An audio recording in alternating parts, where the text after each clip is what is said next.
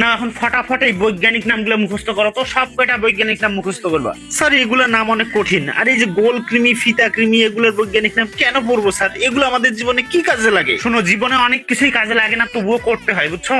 এসব বাদরামি বাদ দিয়ে তাড়াতাড়ি সব মুখস্থ করো। স্যার এইটা একটু টেবিলে রাখেন। আঙ্কেল ভালো আছেন?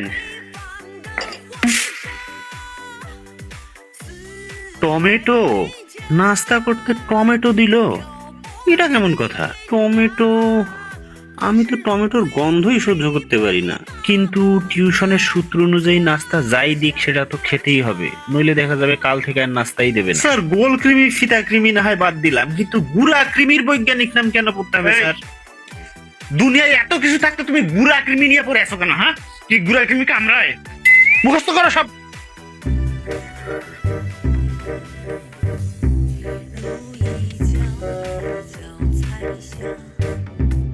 আরে স্যার, দেখি সব টমেটো খালি মুখেই খেয়ে ফেলছেন। টমেটো খুব পছন্দ নাকি আপনার? টমেটো তো আপনাকে দিছি সালাদ হিসাবে, যে বিরিয়ানির সাথে খাবেন। আজকে বাসায় বিরিয়ানি রান্না হয়েছে, তাই ভাবলাম যে বিরিয়ানির সাথে সালাদ হিসেবে একটু টমেটো দিই।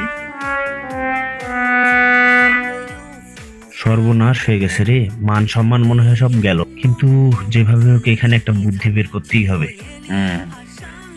না না আঙ্কেল, না না, আমি তো টমেটো, গাজর, শসা বাসায় এগুলা খাই। আর আর বিরিয়ানি আমারও তো মানে খাই না আঙ্কেল, বিরিয়ানি আমি খাই না। ওই অতিরিক্ত তেল চর্বি জাতীয় জিনিস এগুলো আপনারাও বেশি খাইয়েন না, না তুমিও বিরিয়ানি বেশি খাইও না। এগুলো স্বাস্থ্যের জন্য ভালো না আঙ্কেল। ও আচ্ছা, আপনি তাহলে বিরিয়ানি খান না? এই এদিকে তাহলে বিরিয়ানি দিও না, স্যার নাকি খাবে না। खत्म, bye bye, tata, goodbye, गया।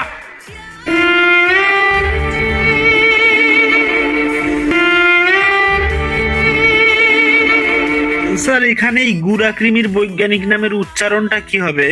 বিরিয়ানি না মানে বিরিয়ানি আজকে কি দিয়ে রান্না হয়েছে তোমাদের বাসায়? মানে চিকেন নাকি মাটন?